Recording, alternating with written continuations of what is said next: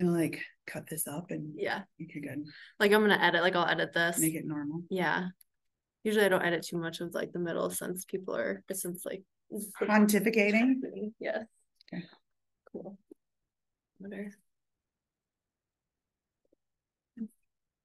Yeah, I would wear a normal shirt. I was gonna wear my shirt that had flowers on it and it said I'm fucking radiant, and I was like, you shut up. Well, sometimes I have things here and I didn't know. Oh, should have just worn underneath your sweater. Or was it a sweater? No, it's a shirt. My best friend and her wife got it for me. They're like, yeah. Oh my gosh. I'm radiant. I need that.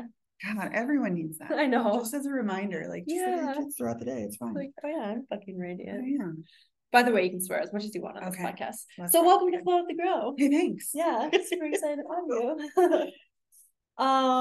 Yeah, we're gonna have a lot about today. We're gonna talk a lot today. We're gonna talk about a lot of things today, is what I like meant to say. Go ahead and start. Like, who are you? Who the heck is Emily? I am still trying to figure that out. For sure. Aren't we all? So if we were putting me in boxes that we could check off, I am a married, cis female, with a child who I'm trying to grow into a good human. Like, that jury's still out on that. I'm a writer. I love making people laugh. You're good at that. Yeah, well, I'm glad. Thank you. Mm-hmm. Sometimes you don't even try though. It's no, you don't even try. It just happens. It was one of my defense mechanisms for a long time, and still is. If I'm like in a group of people, just make them laugh, it'll be fine. Yep. Then I won't be weird. I'll be funny. But that's pretty much who I am in a nutshell. Nice. Yeah. Awesome. Okay. So I want to talk about your story. Like, we had this conversation and there's a lot, I feel like, but a lot. I want to talk. Yes. So, and anything that you feel like you want people to know, maybe not people to know, but just to like spread your story or whatever the message may be, like whatever it is. And you can start from the beginning. You can start from wherever. Yeah. We did unpack a lot during that conversation, which is wonderful. There's not really anything about my life I don't talk about, just because if someone's willing to listen to your story, I feel like that's the most powerful, like that's a huge blessing, anyone who wants to hear about you. But I have spent 43 years on this earth just kind of testing boundaries in a lot of ways and learning a lot of things. So I am a survivor of domestic abuse. I came from a family that people typically call broken home, but it's not. I grew up with my mother, and who is my stepfather, but he was my dad growing up. I'm the oldest of 6 kids, and that has presented some interesting things, being of a blended family. And then, just a lot of the things that I have been working on and healing from are those generational things that we're taught, either taught by actions or by learning them from seeing our family members do them or society. And so boundaries have really been my thing over the last couple of years, learning them, practicing them, and kind of pissing people off with doing it, because I'm not today who I was 10 years ago, where I just keep taking whatever you're giving me and I compartmentalize and shove it to the side. Now I have boundaries and I'm saying, like, that's not for me. So, and that's been interesting. It's been interesting to try with my family. It's been interesting to try with my friends. And I've found that I'm learning to be okay being the villain in someone's storybook, which is really hard, because I always want to be right and I don't want to inflict pain, but that's not mine to hold. Like, I am the villain, and that's perfectly fine. Wow. Yeah. And I feel like a lot of people like struggle with setting boundaries. Like, it's kind of a hard thing to do, or like even really like know how, or like, is it okay to set this specific boundary? When should I set boundaries? Like, it's just like, but then also on the other side, if you don't set the boundaries, like if you just let people treat you however, then you're never going to be treated how you should and how you feel fulfilled, right? Like, if you keep being the doormat for someone else, there's never going to be this epiphany where they just say, aha, we're 15 years into our friendship and I realized that I've been treating you like shit. Please take my apology. Like, it's never going to be that. If you let someone know, I'm unwilling to continue this conversation with you if you do A, B, and C. You know what my parameters are. And when you cross them, you know what the consequence will be. I'm going to leave. And there's such power in that. And we often think that it's like the mean thing to do is having boundaries. And I still, with my family, am working through that. Like, it's not mean of me. And I'm not meaning it with, glass shards and malicious intent. I mean it so that we can make the most of our time together. And so that I don't have to put up with your bullshit. And I'm also not, having a moment and freaking out and walking out. Like, we know what the expectation is, and things happen from there. Can you share some of those boundaries, like examples? Gosh, yeah. So I come from a blended family, and there are just certain expectations that are put on us to share our time with everybody, right? Like mom's side, dad's side, biological dad's side, sometimes stepmom's side. And when we all get together as a family, just for instance, like we got together for the 4th of July, there's so many of us, and we are so diverse. There are, not even politically, like just how we live our lives, how we parent, how we respond to stimuli in our environment. Like we're all diverse. And I found a couple of years ago that I was constantly going into these like big family things going, oh, I really don't want to go. Like, God, I know when I go there, people aren't going to hear me. They're not going to pay attention. I'm going to be, the 13th person of priority there.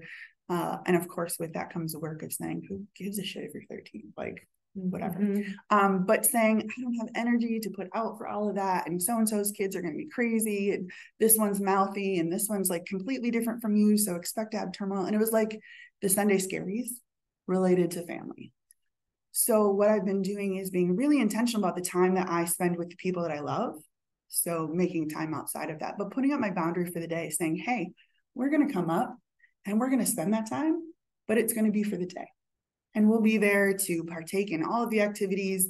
We'll, plan something fun, but I'm not willing to feel like a second-rate citizen and to have to take everyone else's crap and be the black sheep, which I'm okay being.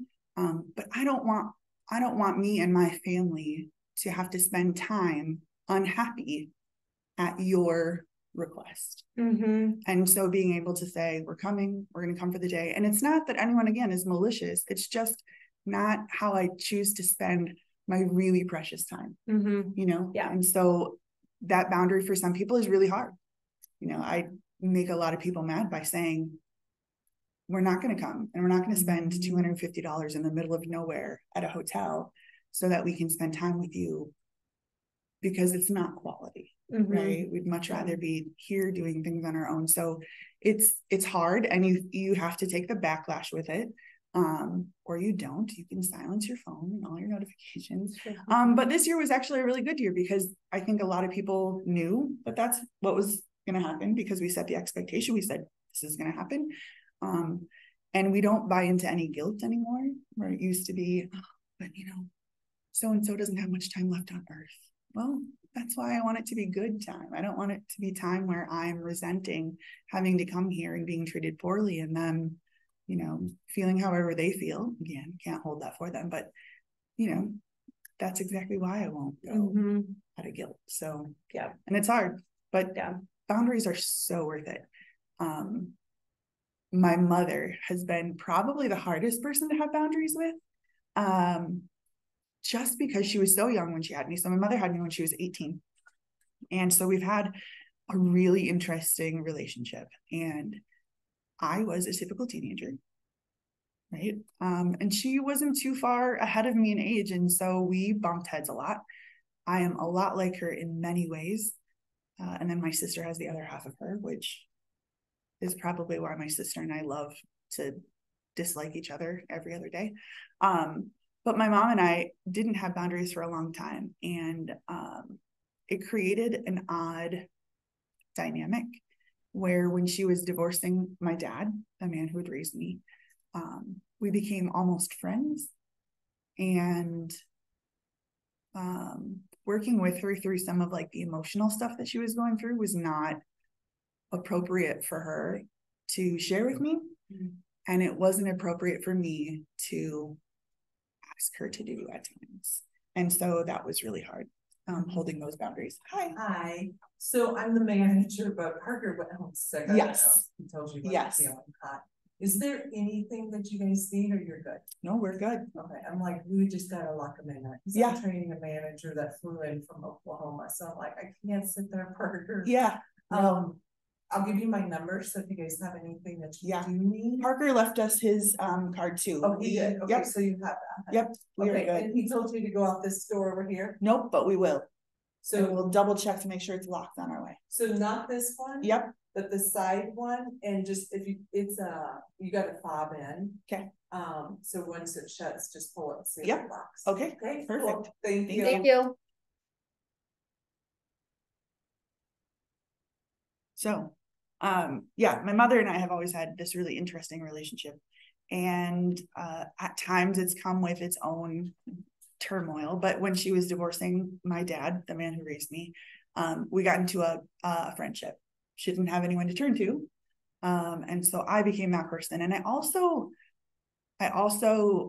allowed that to kind of become our relationship, because our mother-daughter relationship was in such turmoil so often. That the friendship part seemed easier, right? Like I can connect with her on this part. And then it just got to a point where it wasn't healthy. Like, why are these things happening? And, she's going through her own stuff. And I wasn't nice to her at times, because I was in that friend role again, and then trying not to blend it with being the daughter. But we actually came to a point when we had to talk to each other and say, I can't be this for you, and I can't be that for you in return. Like we had to do that to save our relationship. And we really live very well with those boundaries, which is crazy because my mom can't have boundaries with anyone else in her life. But she's really good at knowing where each of her kids falls with their boundaries, right? Whether they're spoken or not, or just things that she feels like has to be mentioned or I guess realized. But she and I have really forged this wonderful boundary that doesn't get blurred a whole lot. But it probably saved us. Wow. Yeah. That's that's crazy. I don't think I've ever heard that, like a story like that, where setting boundaries, like having to set boundaries, and it saved the relationship. Yeah. Like realizing that you need to set boundaries in order to like save a relationship that way. Wow. Yeah. Yeah. And I mean, it's important, I think, with anyone to know what the expectation is, right? If you have a problem setting boundaries, you got to figure that out. Like, why does it feel uncomfortable for you to know what you're willing to take and what you're not? Shit. Yeah, that's true. Sit in that and figure it out. Like, are you afraid of not pleasing someone? Because that comes with its own shit to figure out, right? People pleaser. Yeah. But then when you are a people pleaser, right? So this is how I grew up. So I grew up in a family. My grandparents have a lot of money. My mom, when she and my biological father split up, like we used to go sign up for government cheese and powdered milk and all that kind of stuff. She is fiercely independent, which is wonderful and frustrating at the same time. But she really wanted to do things on her own terms and not have to turn to someone else to ask for help. And so that's how I grew up. When she met my dad and they established this fantastic life together, it still had its own odd things happening. And what we had to do was, whatever was going on in the house, when you leave, you put that smile on. You don't have any problems. Everything is great. You have nothing to want for. You have no issues with anything. And then when you came home, there were all of these dynamics and things. And I think that's, again, like I said earlier, that the laughter, making people laugh, is my defense. Because if that's how you see me, you don't have to get to know all of the messy parts, right? But in our family, it was like, we're people pleasers. We will do whatever we have to. My mom still is that way. She wants to make everyone feel happy. And I just, okay, but you're making them happy at what expense to you? Like, I don't I used to be that person until I realized that you can keep pushing and you can keep pleasing and you can keep trying to reach these ridiculous goals and trying to be the favorite or the best or the person that, you know, supports everyone. But at the end of the day, like, you have to live with you, and you can't fulfill yourself by making someone else happy. You have to make yourself happy first. And it's also masking, right? Like, you have to put out whatever edition of yourself that person wants to see, right? So if you want a funny person, great. If you want someone to support you, great. If you want someone to, you know, go slash some tires, that's great. But, you know, that's not the real you, and you're not living happily. You're not giving your authentic self. And for a lot of years that was me. And then I don't know what happened. I don't know what happened. I just stopped giving a shit. Because when you sit back at the end of the day, and I think, like, maybe it's not a good thing, but when you sit back at the end of the day and you say, okay, like, who is there, right? If something happened to me and I had to rely on someone to tell my story to my child, or if I needed someone to show up in one of my darkest moments, would they know me enough to know what I needed? That gave me goosebumps. Yeah. Who's there? Like, my husband is there, and he's wonderful, but I don't want everything to rely on him. But who would be there? You're showing up to fill all of these nooks and crannies for all of these other people. Who's going to show up to know what you need without you being able to tell them? And if you're constantly telling people, I'm doing this for you, oh yeah, I'll be there, I'll do this for you, I'll show up, I'll give you money this way, like, you're not sharing with them, right, the most authentic parts of yourself. And how can you ask them to be there for someone that they don't even freaking know? You're a paycheck, you're the support, you're the therapist, you're the whatever else. Like, who is there? And I'm still trying to work through that. I don't have relationships with a whole bunch of people. Friendship is a really hard thing for me because no one is willing to be messy. And I also still am afraid of being hurt by the constant being outdone by others. So, like, if I can't talk with you through something, then I'm the villain. If I need space, I'm the villain. If I can't loan you the money, then I'm the villain. And I don't want that from me. I don't want to feel that. Yeah. So we'll just keep you over here until I know that, like, you're cool. Yeah. But I can't ask people to be there for me if I haven't let them in and seen all the weird parts. Yeah. So that's absolutely true. Yeah. So, okay, you also mentioned domestic abuse. Yeah. So sure. Let's go there. Okay. No, it's so funny. So this thing happened when I was younger. I was in my early 20s. I had just moved to Sioux Falls, I think 2001 probably, and met a boy. We'll call him Tony, because I don't think I know any other Tonys in my life, so that'll be good. So I met this Tony character, and a lot of stuff happened, and probably the more important part is that all of this stuff that happened, I put into my brain and worked into my life in a way where it wouldn't, like, I didn't have to worry about it.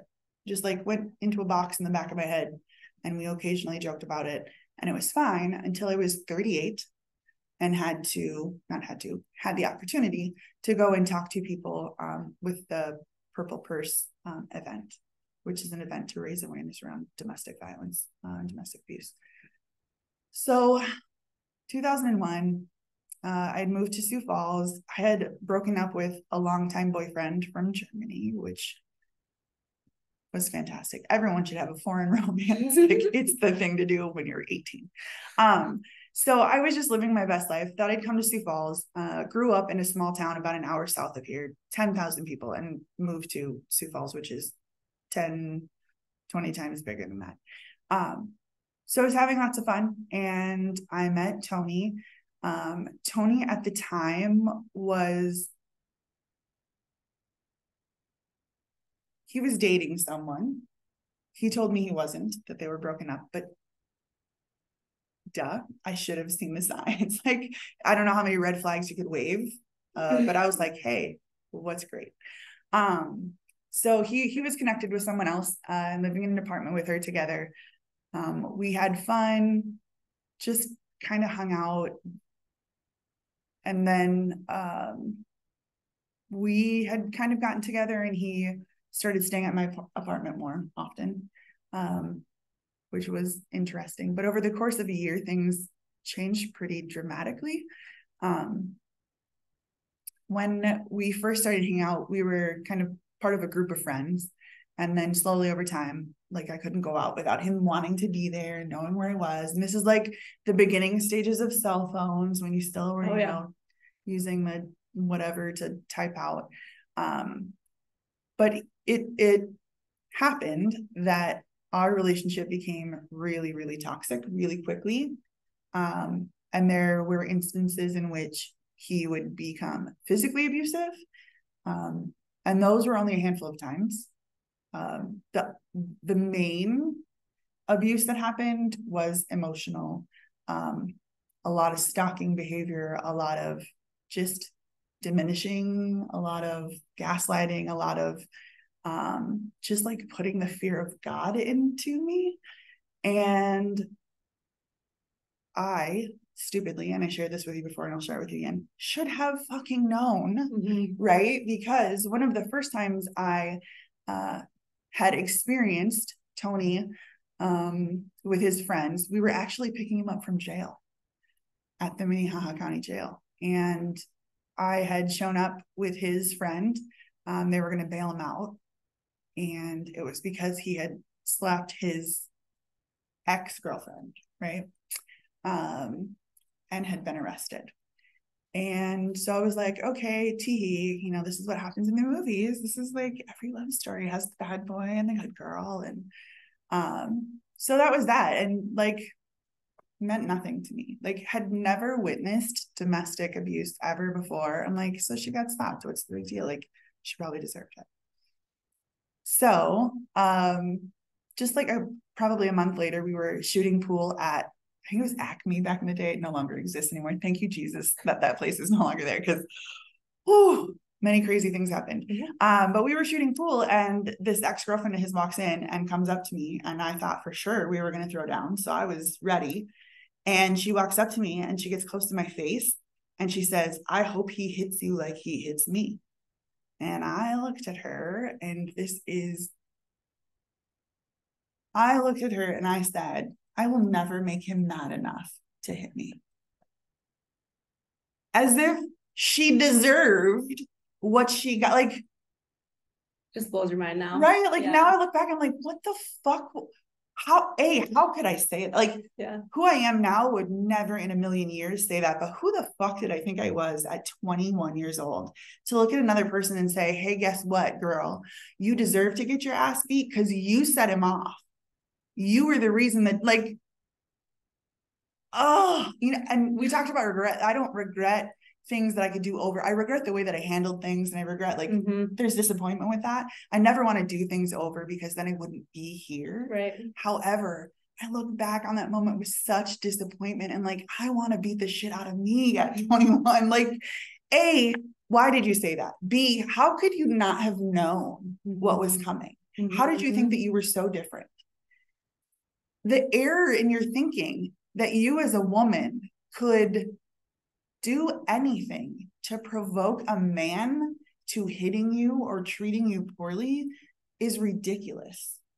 Like, anyone, whether it's a man and a woman, or a woman, like, nothing you do should be able to provoke another person. Like, you are never the incendiary that makes someone hit you, right? Yeah. What was I thinking? Like, had I just walked away at that moment, like, bitch, you're right, and like, I'm not hold my cue, I gotta go, this would have been different. Yeah. But instead, those words came out of my mouth, and the universe delivered the comeuppance I needed. Like, here you go. Did you deserve this? And there's so much stuff. So I've always been really outgoing, and unfortunately, in this relationship, I was still a really dynamic person, but always at the beck and call, always on that leash, always like defending myself to him. So just a couple of instances.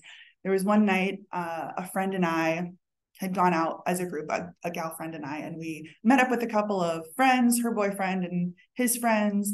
And at the end of the night, we decided we were just going to walk home because everyone either decided to stay or they had driven off. And this was a really nice guy friend of mine. We walked home and my cell phone was off, had died. It's not like today where they last forever.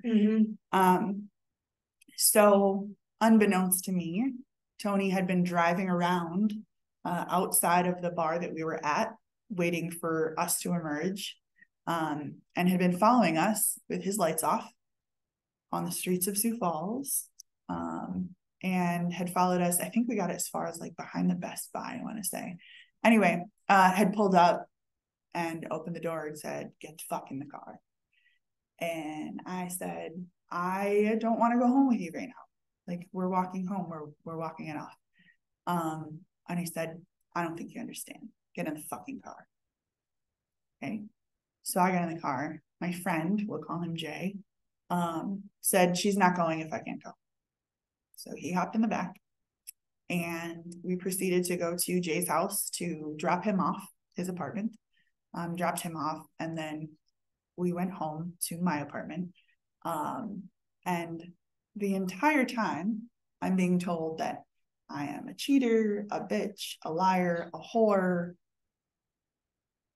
all of the things, that I am testing him, that I am doing all of these terrible things, being grabbed by the arm while he's driving us 60 miles an hour through residential homes to like get back to the apartment. Luckily, I had these amazing women who lived across the hall from me. And whenever anything crazy would happen that they could hear in our little fourplex, they would always come knock on the door, make sure things were okay, which they're no longer together, which makes me both happy and sad. Yeah. But they were just amazing people, not because they did the right thing necessarily all the time, but just because they were constantly checking up. Right. And they could have gotten in so much trouble for some of the stuff that they pulled, but I'm really thankful that they were there at that moment. So, that was kind of the start of sort of those things, the beginning of the end. I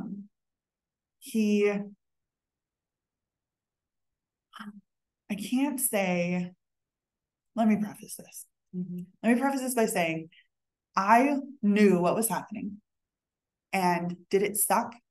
Absolutely, right? Like, no one wants to feel like that.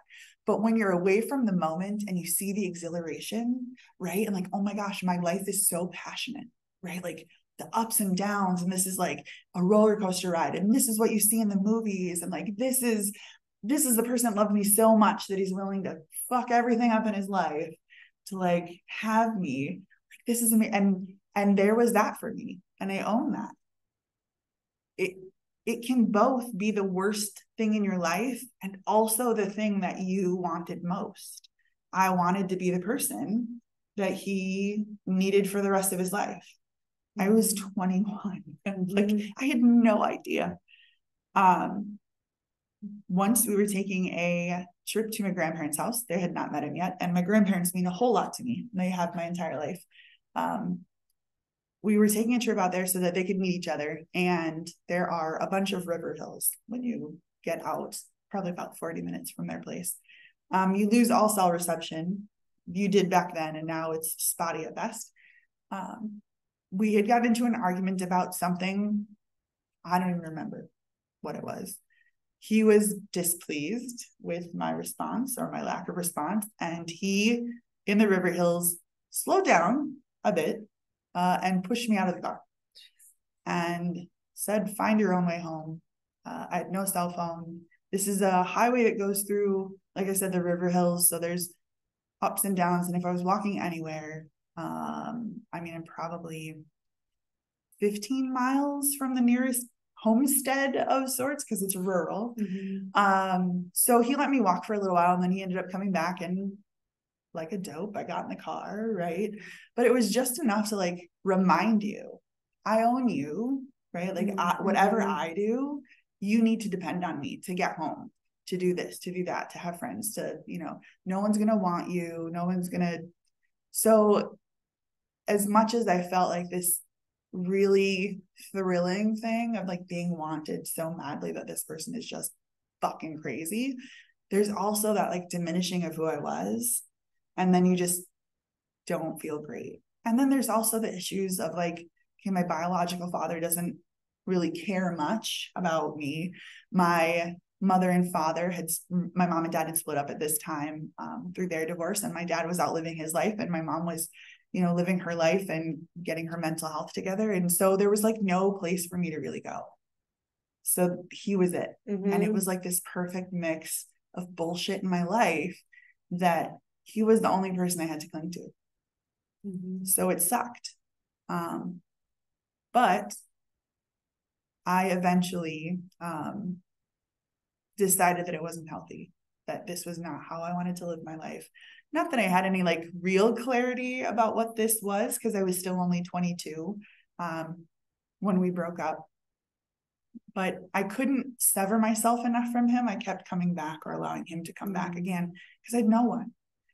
And so I decided I'm going to take a nanny job in New Jersey and I'm going to get away. 1,500 miles between me and him. It's going to be fine. Was there like a specific event or like situation where it was like, I got to be done with this? Or was it like just a mix of like everything that happened and you like realized you needed out? See, that's the thing. That's what a lot of people ask when we talk about domestic abuse. It's like, how do I know, like, what can I do to help the person, right? And my response is always, you're not going to be able to get them out until they're ready to get out. You can plan everything. I tell people, have a plan ready to go whenever, but don't expect it to happen on a certain date. Have the steps ready to go. Don't expect it to happen on a certain date. My life was in such disarray, from the familial to the friendships to, you know, being 22 and out at the bars and in a new city, and there was no one to rely on. And honestly, what happened was that I had this break in my mind of, your dad would kill this motherfucker and ruin his life. Your mom wants to hire an ex-Marine to take it. Like, there are plans to take this guy out. They're going to ruin their lives if you don't figure this shit out. So I moved. Like, that was a legit thing? Like, they were going to... Oh, wow. Yes. And my mom still jokes about it to this day, and it sends a shiver down my spine because I know she's not kidding. They knew, having never been through domestic abuse in their lives, knew that I was going to end up dead if I didn't get out. Like, they had been trying to get you out, or they had like tried telling you that you need out. This isn't right. So they're still dealing with their own shit in their lives, which I don't blame anyone, right? Like, I don't blame anyone for anything that has happened to me, because they're dealing with what they could, right? They're doing the best they can. And my mom's trying to hold on to herself and her identity while telling me that what I'm doing isn't good. My dad is newly single and he's got a new girlfriend and he's still trying to like do these things that he was unable to do. And I was floundering, had just basically flunked out of college, like had no more room for it in my life because A, I'm not the type of student that likes to go into a classroom and just learn, but B, there's too many other things. So I flunked out of college, moved to Sioux Falls, like all of these things just were piled against me. And I knew that my parents were at the point where they would risk everything in their lives, and they're young parents still, right? Early 40s at this point. They would risk that to get me away from this guy. And so there was just a moment of like, I gotta go. Like, I gotta go. And then my lease was up. My job at the relay service for the deaf was just something that I was doing. It was a great job and I loved it. I especially loved it when like the underwear guy called and he's like, what kind of underwear are you wearing? And we'd all like giggle. Anyway, so I took a nanny job and I moved away. And that nanny job was an equally toxic situation where the mom thought I was having an affair with the dad and the closet exploded, and it was just, anyway, that one didn't last long, but it got me away. I came back to visit And I immediately inserted myself back in his life. Mm-hmm. I can still remember his phone number to this day, because that's what we did back when we didn't have cell phones with like program numbers. We remember those. Yep, I remember that. So I called him up and we were gonna go hang out, and then I found out that he had slept with his ex-girlfriend. So she went back to him too. I don't know what it was about this man. They went on to have a baby together. Oh my gosh. Oh, girl. Holy shit. Yeah. Are they still together? No, God, no. Oh, okay. Holy cow. No, he has effectively ruined the lives of several people. When you moved and went to that nanny job, did he try and stop you, or did he try and come out? Oh, like what happened? Yeah, he was mad. I actually didn't tell him for a really long time. I just told him I was moving in with my cousin, which I did for a couple weeks. Yeah. And then, I mean, it wasn't more than probably 2 or 3 weeks before I was flying out there to meet them, and then came home, you know, took some stuff to my mom's to hold, took what little stuff I needed, and went to Jersey, and then began the next chapter. But after I came back and found out that he did that, like, I was done. Oh yeah, so that, okay, you went back, found that out, and then you're like, yeah, I'm done. Yeah. And then you left again. Yep. So then I left, and then I'm out. Did he try stopping you, or did he want you, or was that? So I was here. I think I was back for a weekend. And luckily I had a couple friends that I was staying with, and they were not fans of his. Oh yeah. And so they, you know, prevented me from getting the opportunity to see him, which they knew probably wouldn't have been good. Because I probably would have gone back. But and that also led to the first female experience I had sexually, which was interesting. But it was like such a great time to have those experiences and then move out to New York, to New Jersey. I'm miles from New York, and I am untethered. And at this point, I'm like free in a sea of men. So I dated like crazy. That was like the beginning of online dating. And there were some doozies. There were some doozies.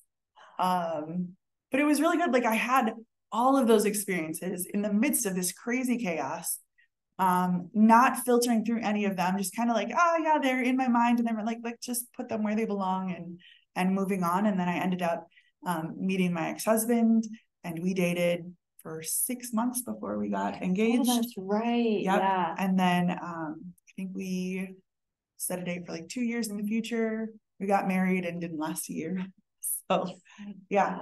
But that's what happens when you don't do your work, right? Yeah. Like, when people say they're going to go through marriage counseling, I'm like, that's awesome. But guess what? You cannot build a foundation on 2 fucking broke people. You have to figure your shit out first. Yeah. And you have to be whole and complete, as does your partner. And then you guys can work on the relationship together. Yeah. If you don't have a relationship with yourself and you don't know you, then you are going to add nothing to the relationship. Yeah. Lucky for me, my ex-husband wasn't even interested in doing any marriage counseling. Yeah. So I was like, okay. Were you guys, what went wrong there? Like, you know, I don't know that he ever loved me in the way that I expected to be loved. Because I think he was accommodating himself by saying, this is what I should do. This is what it looks like to be a normal person in society. You get married to a woman and you have these problems and you just live through them. I, on the other hand, became this like crazy different person from who he met. Because in my mind, you don't really have an opinion. If you have an opinion, you get divorced. If you have an argument, you get divorced. If you go out, you get divorced. That's what I learned from my family. And so what happened is I started becoming this person that I'd never been before to him. And I'm sure that was fucked up. Like, who wants to marry one person and then I get someone completely different the next year, So like, I thought I was taking very good care of him by making him big meals and by being there and supporting him and, being 1,500 miles away from my family and friends. Like, his family became my family, which they still are, and they're amazing people. But I didn't have my own sense of self. So I tried merging with him, and I became a very jealous person. Whenever he wanted to go do something, it didn't include me. And I changed. I so changed. And I'm sure the Long Island accent didn't help. struggle. So we lived in Jersey for a long time, and then we moved to Philadelphia. He got a new job, and we were there for about 6 months. I had gone through bartending school, thought I'll start bartending, took a nanny position also, just didn't really have any idea what I wanted to do with my life. And I don't know if I would sign up to be with someone for the rest of their lives if they didn't know what they wanted to be when they grew up. And at this point, I'm 25. And it just, like, we weren't working together anymore. It was a really difficult decision to come to, right? But I had expended everything I thought I had. And I can't speak for him and say whether or not he fought for it, whether he wanted it, whether he ever loved me. But I knew that I couldn't live with the way that things were. And unless both of us were willing to change things, it just wasn't going to happen. So I had to leave. And that was the most difficult decision, is to resign yourself and say that this one thing that you never thought you were going to do and be, you did. You said you were never going to come back here. You said you were never going to get divorced. You were never going to be like your mother. And thank God, thank God I had the presence of mind to get divorced and to choose a really difficult path, believing that it would lead me to be happy. Because so many people are like, this is what I'm supposed to do. And turmoil and challenge and discomfort, all these things are supposed to be part of me growing, and it's just part of marriage, and it's part of this. Yeah, it is, but it's not the only thing. Yeah. Right? Like, it's blended in with all of the fucking magnificent things. And you should never feel despair and loneliness and, chore to stay married to someone.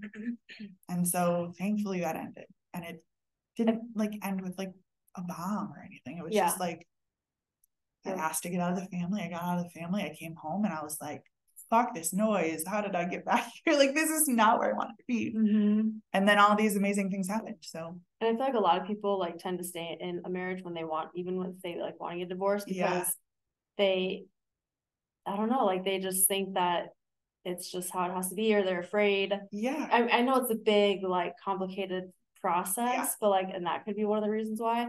But it's just always been my, and I haven't been in it, but it's been mind-boggling to me that I've heard of people who stay in a marriage that they're unhappy in. Maybe they know that their partner's cheating, and it's just why do you want to live like that? I just don't get it. But it's easy for me to say because I'm in it. So no, but it makes total sense, because then we also laugh about the people who have been married 8-9 times, right? Oh gosh, she's getting married again, and I think we're taught so much without sitting at a desk and learning it. We're taught by what we see, what we hear, what we feel, our perceptions of things. All of this is leading us to what we define as our expectations, our life. Here's what my reality is going to look like. Here's how I'm going to operate.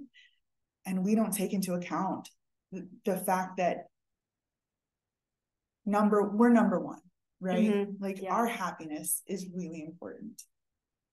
But also, if that person can go be married for 2 years and they lived the happiest times of their life and woke up one day and just decided, this isn't for me anymore, that's fine. Then go be happy somewhere else. And I think also it's this weird thing where it's religion and you made this promise before God. Okay, but it doesn't have to be that. It's paper. Do you think God wants you to be unhappy? To stay in a marriage that's unhappy and teach your children that they should be satisfied with unhappiness and with disorder and with toxicity, all these things, just because God said, and you made a promise to God? What's up? I'm fairly certain God is go do you.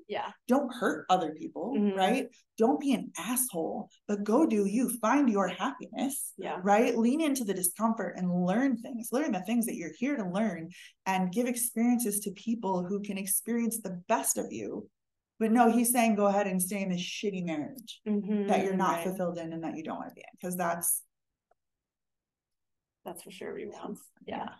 So there's a whole bunch of learning that we do, through different religions, through our families, through the generational things that we just have to unlearn you know, at some point, just shed those pieces of ourselves that no longer fit. And, you know. So now like you're in this other marriage and with someone, and how long have you guys been together? So I have been with Roger 16 years. Wow, yeah, long time. We've been married since late 2009. Oh, so yeah, okay. Almost 14 years. So how did you go from like, hey, domestic abuse and it was kind of like a thrill, to like that, and like knowing your worth and like just like the difference between that? Yeah. So at some point, actually what did end up happening, it was great. I thought I would come back and use my bartending license or certification and do some bartending, and that didn't happen.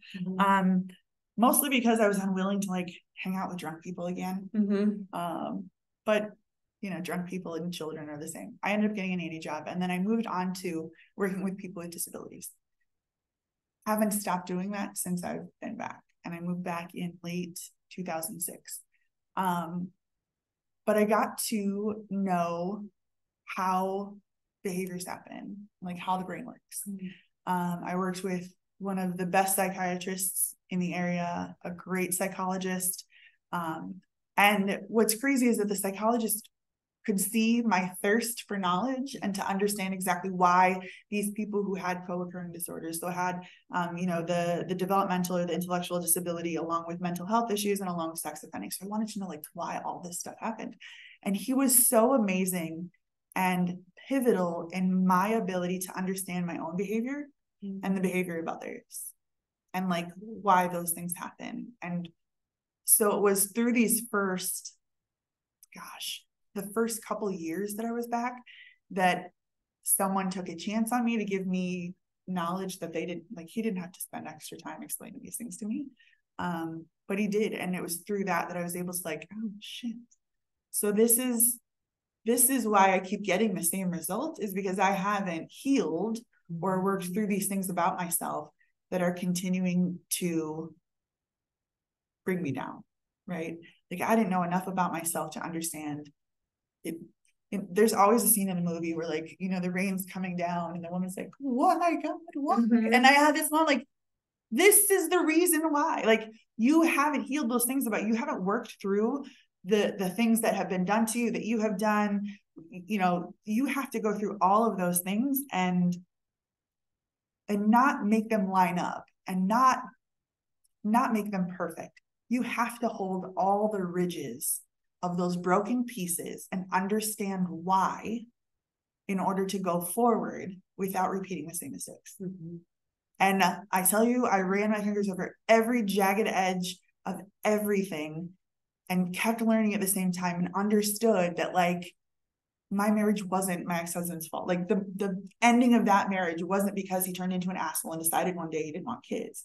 It was because I hadn't done my work from this, and I hadn't done my work from this, and I had the generational shit, and I had my family, like all of these things led to it. So at this point, I had already met my husband again. We'd originally met in college and hung out a couple of times, but we'd already met, and I told him like, I'm a mess. You don't want any part of this right now. Like I got to figure my own shit out.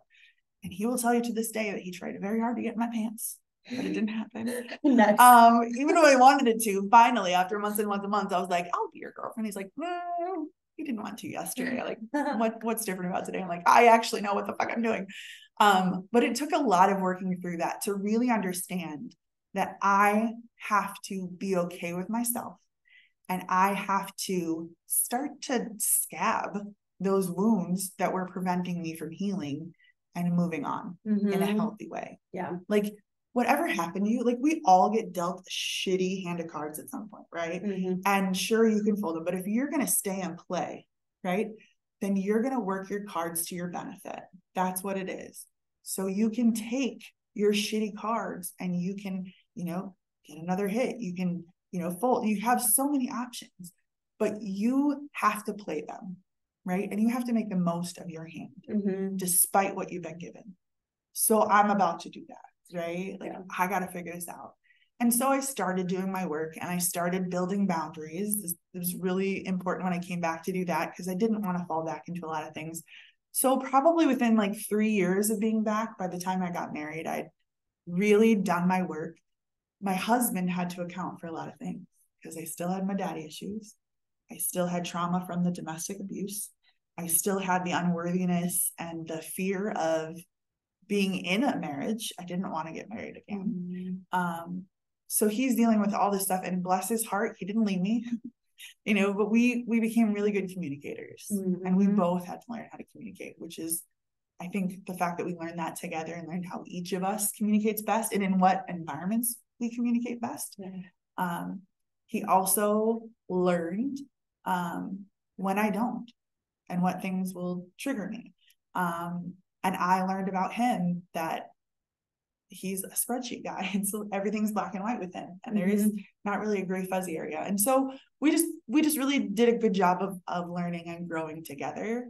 But like I said, it wasn't until I was 38, so I'd already been married 9 years at this point, that the trauma and the healing, right, came up from the domestic abuse. Because people would say, oh yeah, I had boyfriends in the past, and we're like, yeah, my boyfriend liked to hit girls, laughing about it. But I was always fearful of running into him, which I have a couple times. I was always afraid of being triggered by certain emotions. So if I would feel this like sense of dread from something else, it would immediately bring up the memory of the violence or the stalking or anything else. There were places that would be triggers for me, and it just wasn't a healthy way to live. And so part of the Purple Purse event was that they brought in speakers to tell their stories. And the woman that I went and spoke with, she has an amazing story, and it's not one that I will tell because it's her story to tell, but she is an amazing person who's doing her work, and it's hard work to get through this. But it was through that we had to write down our stories and how are you going to tell this? And I allowed myself, I think for the first time ever, I allowed myself to feel hurt and feel angry and to feel disappointed, and for so long I'd only felt fear. And now to feel all like the depth of emotion, not just the surface stuff, not just the ending of all this, but to really feel like that was a really shitty thing that happened. Like you participated in some really fucking tragic things, right? Taking accountability in my part, not that I had brought the violence on myself or the abuse on myself, but taking accountability for the fact that like I stayed because it was thrilling. It was fun at times. And man, if a guy is fighting other boys over you, like that's awesome. If he's so just getting down to that. And I mean, I don't know how many pages I had written before I dropped my first tear, but once it started, it didn't stop. And then anytime for years, anytime I talk about it, they gave you a little keychain to attach to your purse. Anytime I would see that keychain, it would just bring up this sense of like disappointment in myself, but also like, look how far you've come. So then that allowed me to say, again, like, I don't regret what happened, but I really need to understand myself and to give myself forgiveness and grace for what I was willing to put up with and what I was participating in when I didn't know better. And so that's kind of been like my main theme. I have to give myself grace for how I acted in the past, because I haven't. There are times when I have deserved to be the damn villain in that story because I have been a complete mess. But I also have to give others grace and say, your perspective of me, I can't change that. You're going to think of me however you want. I give you grace. I give you, even though you don't need it, I give you permission to do that. If that's what it takes is making me the villain, I'm okay with that. And just doing my work has really allowed me to have this amazing relationship with my husband, to pass on to my kiddo the things that are important to know, like your value intrinsic, it's just your value. It's not dependent on how good you are at sports. It's not how great of a son you are. It's not about whether you show up for anyone else. It's not about putting a happy face on when you leave the house. Do I make mistakes? Shit, yes. Right. But I want him to go into his life not carrying the same expectation of perfection that I feel I did. And my mom makes a lot a lot of room for us to have conversations about the way that we grew up. And I wasn't beaten. I wasn't, yelled at all the time. Did I get my ass beat when I needed it? Absolutely. And thank you, Jesus. But I want my mom to know that I'm raising my child differently. And she respects that. She doesn't ever say, well, this is what we did with you and you turned out fine, because she knows that had I not had that psychologist to talk through and work through all my shit with, I'd be in therapy. She did therapy. Many other members of my family have done therapy. Therapy is amazing. And I was lucky enough that I didn't have to pay for it, because I wouldn't have had one. Yeah, because of the psychologist, right? Yeah. Okay. Yep. Yep. But then that also depended on me to work through my own shit. Right. To say, okay, well, here's the things I learned today, and here's how I can take this into my life. Yeah. Okay. Because I was going to ask you, because you had mentioned like you've done the work. Like what is the work for you? The work is sitting with your shit and not running from the discomfort, not masking the discomfort, not trying to change the discomfort, sitting in it and saying, what do I feel? Why am I feeling this way? Because of this, I feel this. Why is that? It's leaning into the discomfort and saying, man, I know I can grow from this. So what am I pulling out of this really dark experience? When I'm happy, so what am I doing? What am I feeling? Like all of that. Like you have to do your work to embrace joy, because there is no one who, I have a really difficult and intricate relationship with joy, because I am the person who's always waiting for the other shoe to fall. So when I'm joy-filled, I'm also fearful, because this is so great, what's going to happen? So doing your work is understanding why you do, think, say, react, respond the ways that you do to people, to your environment, to the Canadian smoke that's trying to kill you. Like, why are all of these things happening? And working through them, saying, I may not have responded great then. This is how I can do it now. Working through it and saying, while it wasn't my fault that I got hit or choked or stalked or told these terrible things, I signed up for it. So what am I going to require of myself in the future so that this doesn't happen? It's also accounting for just you. Like, you can't change other people. And you can mask all the shit you want.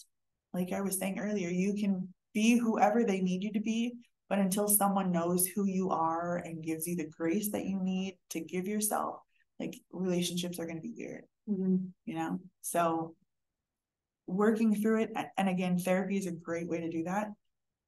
If you have the ability to sit and do that with yourself, that's wonderful too. It's taken a lot more time probably. Yeah. Like, did you do all that with the psychologist, and like, or was that more like just you were doing that? No, yourself? Just me, and learning also. So I knew that I needed my life to be different when I moved back.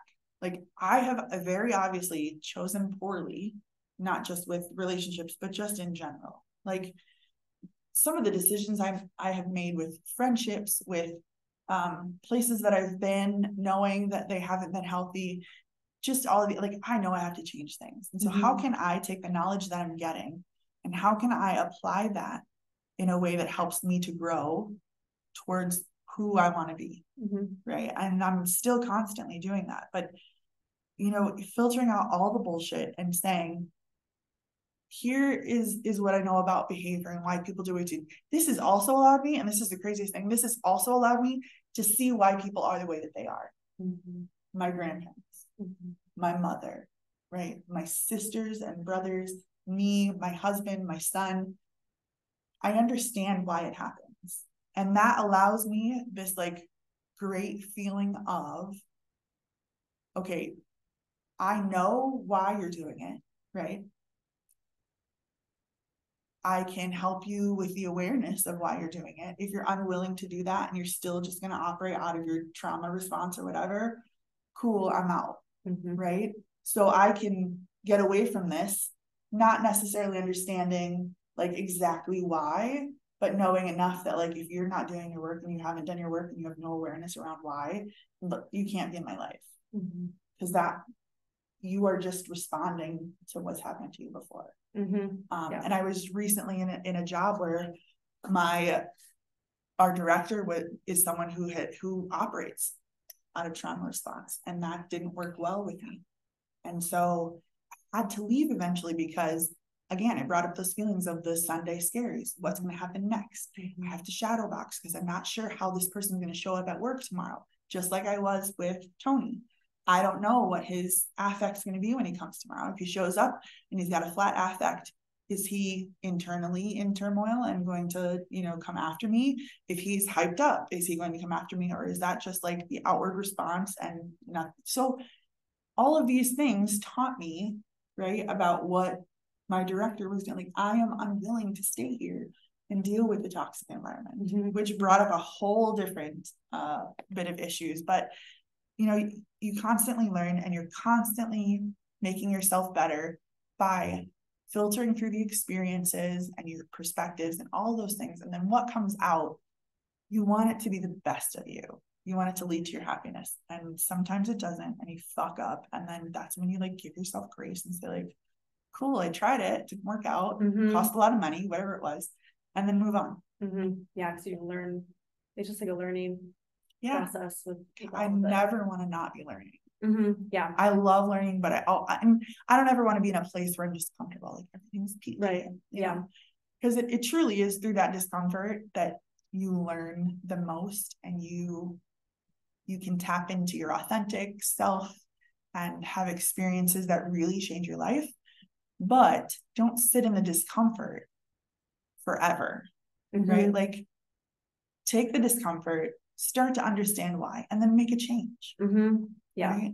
Like, people who just sit in the discomfort, there's nothing that bothers me more. And this is where like the Grace Emma comes out, and she's like, girl, you have given me 21,000 different ways that this relationship is not working for you, and how it's the other person's fault, and how it's the same shit every day. What's the solution?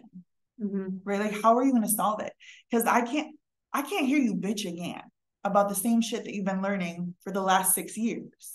So either you stop coming to me, right, which is my boundaries, stop coming to me with this, or figure out a way that you're going to change it for you, for your kid, for whoever, and then like, let's move on. Yeah. But I'm not going to let you sit here and get a solution. Yeah. It's just where I treat lots of, like, if you come to me with a problem, cool, let's try to solve it. But if you only come here to complain and to use me for my support, my mental capacity, like, that's so true. And that's stuff I've taught my friends to do too. Yeah. When you're calling me with an issue, that's great.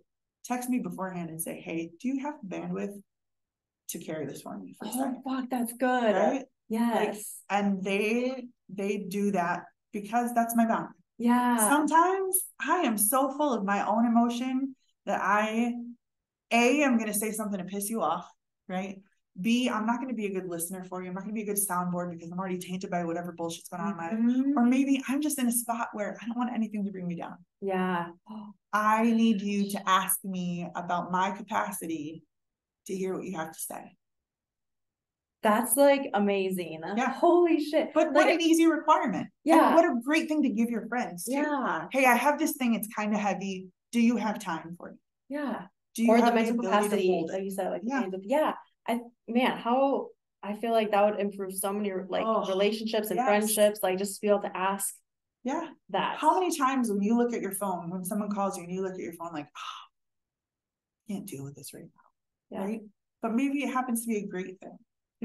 Take away that like thing by just saying, hey, I'd really love to talk. I just don't have the capacity to handle this for you right now. But text your friend before you call them and say, hey, I want to share some really great news. Maybe they're in a fucking bad place and they can't cheer for you right now.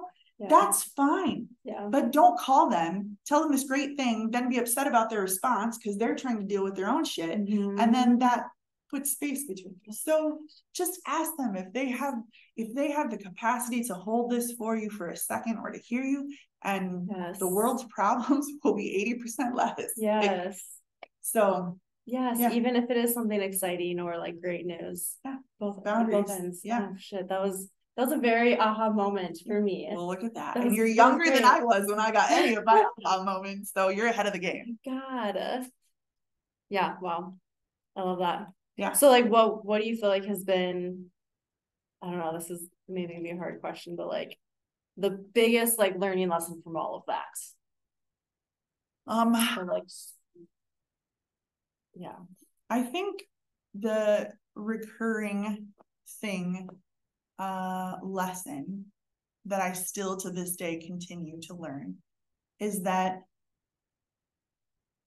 you can only be accountable for yourself fully, right? You can be accountable for other people to a certain point, but you can only be accountable to yourself.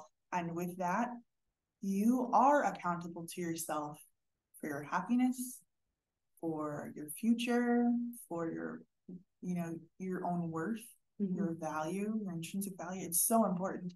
And like we constantly have to work on that. So if we think we've got it meddled down by the age of 30, that's great. By the time you're 32, you're going to be completely different. So you have to constantly filter those things and be okay with holding yourself to task, to give yourself grace, to learn your lessons, to be a nice human, to do your work. But you can only be accountable for yourself. And no one else can come in and change you. You can't go in and change anyone else. You can bend them, right? But you're never going to change them. You have to change you. So if it's like I was saying with my old director, if it's a behavior that you see out of someone that you don't like, you cannot change them, right? So what I know about you is that this is the way you operate. What I can control, what I'm accountable to, is giving myself an environment that's healthy. And so my accountability is, I know enough to know that this isn't going to change. And I know enough that I have to get out because this is hurting my mental health, right? So the accountability is with you. And that's something I constantly work on because I still am at my core, probably a people pleaser. But other people deserve to get to know me, right? Beyond the smile, beyond the jokes and the laughter. They deserve to get to know who I am. But I have to be authentic to myself and hold myself accountable for the things that I can change. Yep, that's so true. Yeah. And you can only be accountable to yourself. You can't. I'm never going to be able to plead my case to anyone else. Right. Either. Like you're never going to have my experiences and my perceptions, and you're never going to understand the reason why I did things because you haven't lived in my shoes. You can like get it. You can be like, that's why she responded that way. But you'll never intrinsically know, like, we are all the lived experiences, right? Like we're all of our lived experiences. And I think that's like what we're lacking nowadays, is that we see someone who's having a bad day. And yes, Karens are assholes up and down, but someone's having a bad day and they're saying these things, not because necessarily they're out to make your day awful, but maybe they've just gotten a phone call that their mother's in hospice. Maybe, they had to deal with a friend on the phone who didn't ask them if they had the bandwidth to hold something. Maybe they've just been shat upon by life so often that that's just their normal response, right? And so you have to be held to account for your own things, and you experience the world. You can't change that person. You can change the way that you respond. Yeah. So that's so true. You can change the way that you respond to things. Sometimes it's hard. Sometimes I legit have to sit on my hands and close my, like bite my tongue, because I really want to make a lot of people cry. Like I want to make people cry who deserve to cry. And then that part of me steps in and it says, it's not about you. Right. It's about their experiences. It's about the way that they've lived, they've been taught, the things that they've learned, the way that they've learned that the world responds to them. That's not going to do anything. Right. But man, would it feel nice. But there's a lot of that still. But I hope I'm blessed with another 50 years. Where would that put me? At 100, almost 100. I hope I'm blessed with the opportunity to age because I still have a lot more to learn. Yes, that is so true. I love that you said that, because so many people are like just hating that they're aging, or they're like not looking forward to it, and I can't say, like, I am so excited to age, because I am learning more and more with each like year and decade and like all of those, and I think that it's a dumb excuse when people are like, oh, it's age, or like you have to look at it from the other side. So I lost one of my first friends in a car accident. She was not buckled, got into a car accident. She died and she was 15. And so from then I had this really keen, and probably why I was a little bit wild, I had this keen understanding that like she didn't get prom, she won't have babies, she didn't have a, get married, she didn't do all these things. And so I have the great blessing and a great opportunity to age, and I am going to enjoy those changes, those lessons, those experiences that so many people don't get to have, and I just look at aging differently. Was there a time when I, did everything I could to make sure that I didn't have gray in my hair? Yes. It was only like 2 years of my life, but I was like, oh, everyone has this beautiful dark hair, or red hair, and I would do that. But I've been waiting to be white.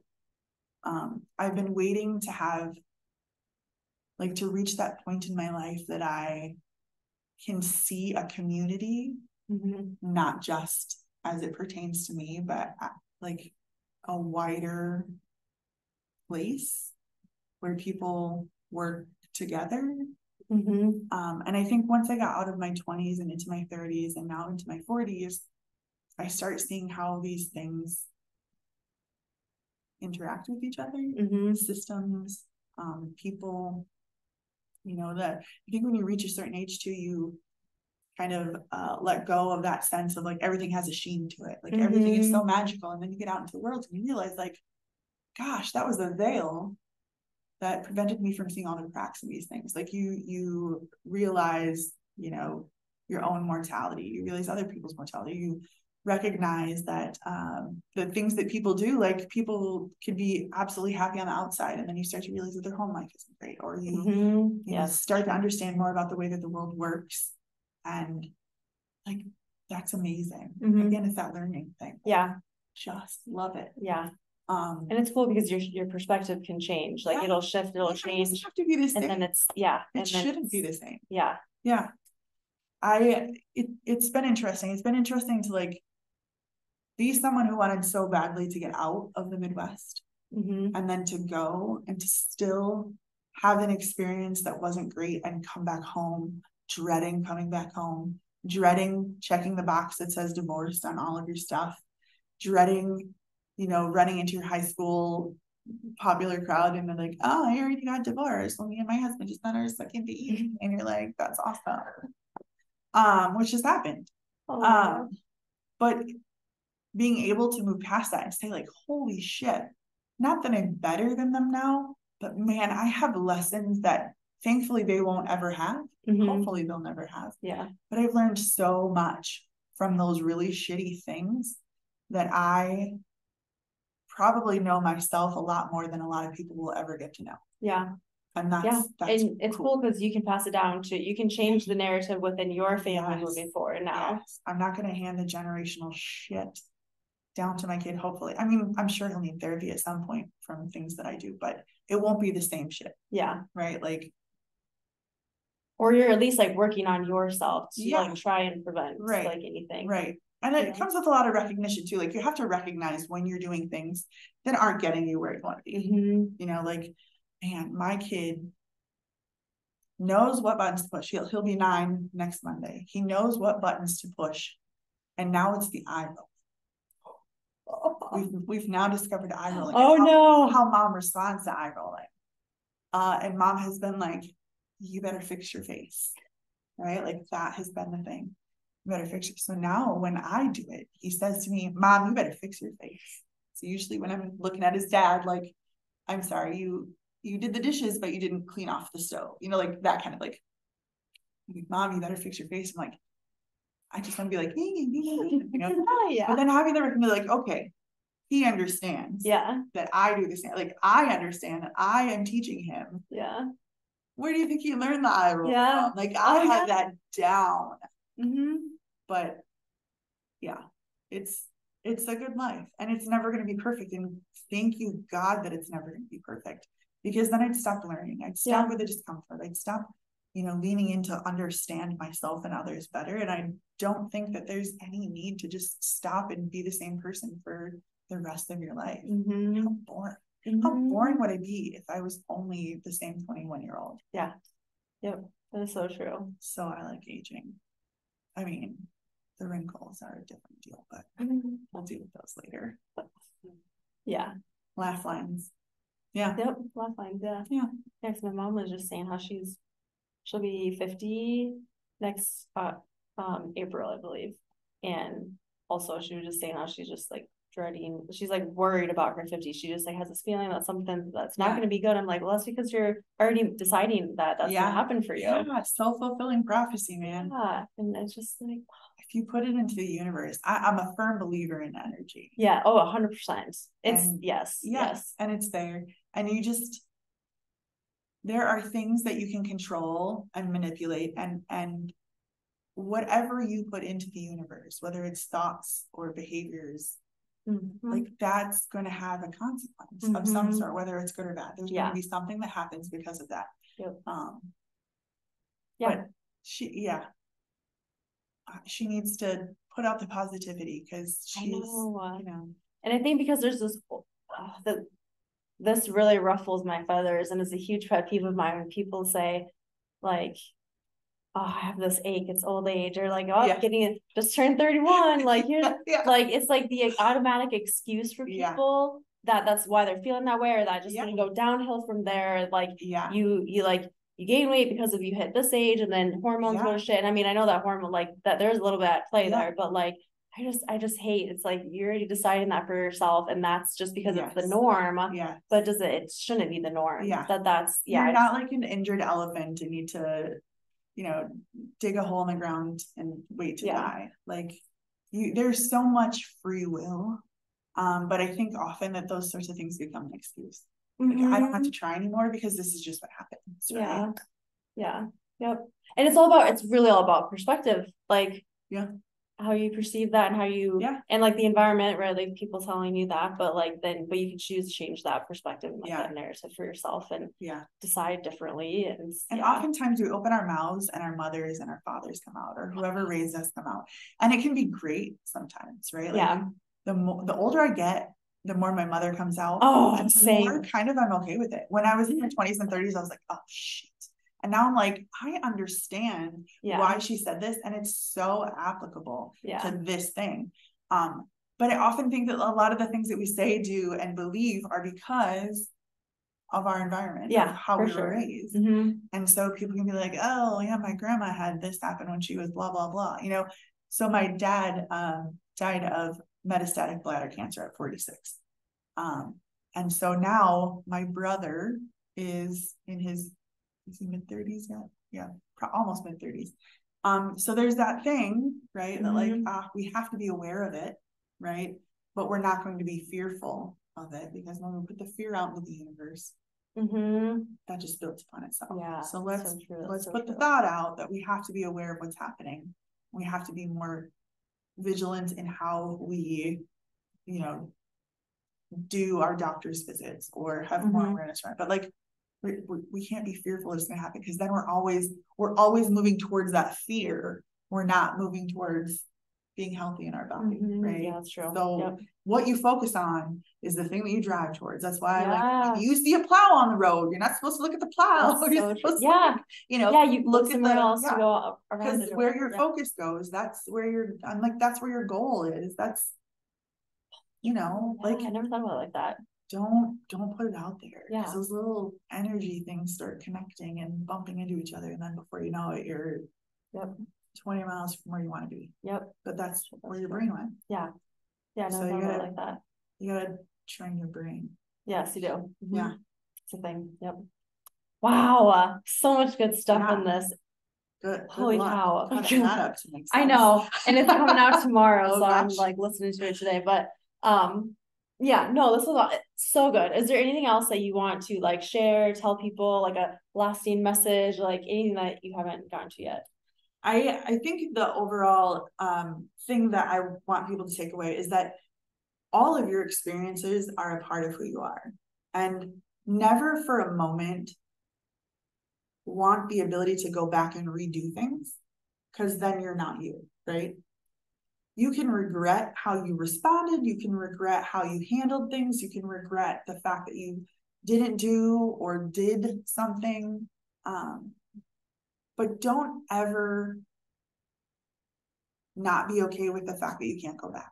Right?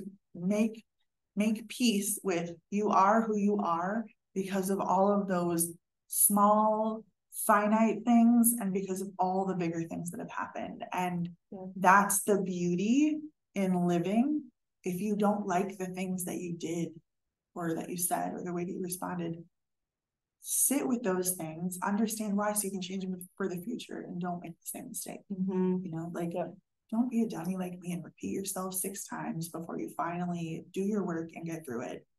Don't ever regret how things turned out, because it's why you are who you are and where you are. You can always do better, you can always do worse, but move forward being at peace with everything that's happened. Yep. And that reminds me of a book I'm reading called It's the Power of Now. And it's like just like living in the now, the present moment, and not like always being caught up in the past of things, because it's just your own living hell then, and the things that you're regretting or things that you wish you could have done over, like anything like that. It's like, because you're not being with the people who are in your life now if you're constantly looking in the rearview mirror. Like they can't be your focus if you're constantly looking over your shoulder.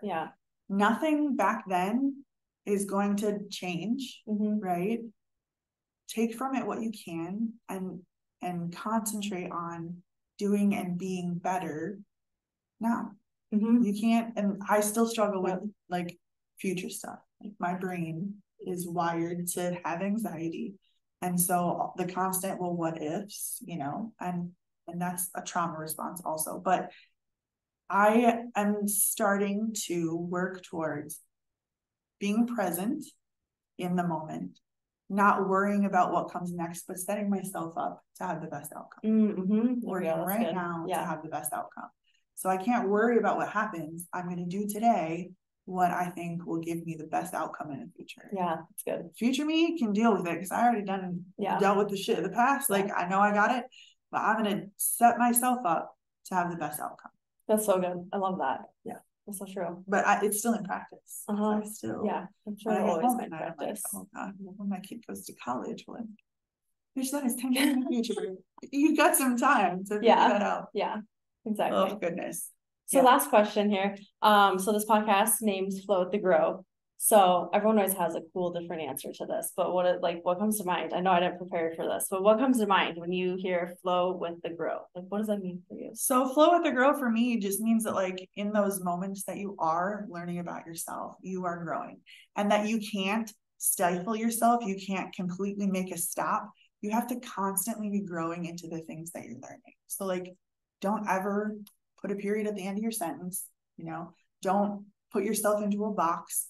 Don't stop yourself from doing or being or, you know, experiencing. You have to go with things and grow into them. Like there is a constant movement to life and you can't stop or you're going to be at the same place while everyone else is 4 miles in front of you. Keep growing with the current.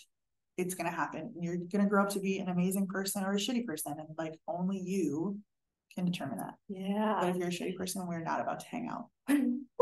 Ever. I love that. Oh my gosh. So that's what it means to me. I love that. Yeah. Life is constantly in motion too. That's good. Well, thank you so much for doing this. And hanging out and sharing your story. And like this is a whole part of you that like we hung out, you know, a couple months or whatever, but it's like I never would have guessed that this was your story, and here you are, like sharing, and like this is a whole new, whole new Emily. And that I think that's a good thing to end with. It's the fact that like you don't know what people have been through. give them some of your time if you can. Let them tell you their story and learn why they are the way they are. Yeah. You know? Yeah. Like, oh man. Yes. I'm not about to sit down with some people, but it's always good. And I think people enjoy sharing their stories, and there's oftentimes things that make people cry, and it's okay to let them have that feeling. Like crying and just touching someone's knee is like the most supportive thing ever. That's so true. You don't have to apologize for me crying. You don't have to, Yeah. But I love sharing. And I think it's cool because like people will connect with it, even if they don't ever tell you that, but like people will like hear it, connect with it, like feel not like less alone, feel less alone. Yeah. Or maybe they take it back and they're like, they have someone in their life that acts just like you, and they think they're bubbly and outgoing all the time, and it's because they have an amazing life. And then you learn like they've probably been through some shit, and this is probably masking behavior. It's not like I just need to be a little bit more grace filled for this person and allow them it's okay to take down whatever wall you're putting up. Like, you can be you in front of me, and I will never make fun of you for it. Yeah. So like this conversation has really like made me like I'm gonna move forward in my days, like always asking myself, why am I doing this? Where is this thought coming from? Where's this feeling? Where's this response? It's like it's always connected to like a person or situation in the past, or like I don't know. It's cool to just like ask those questions. It's amazing how the brain is connected to everything that we do, but how the brain is molded by environments and people and cultures and beliefs and all those sorts of things. So I mean, 43, I still got 50 years in front of me. I can't imagine the things that I'm gonna learn. So much. This is so good. Thanks for letting me come on. This is fun. Bye. Now Blue Peak can have their building back in. Yes.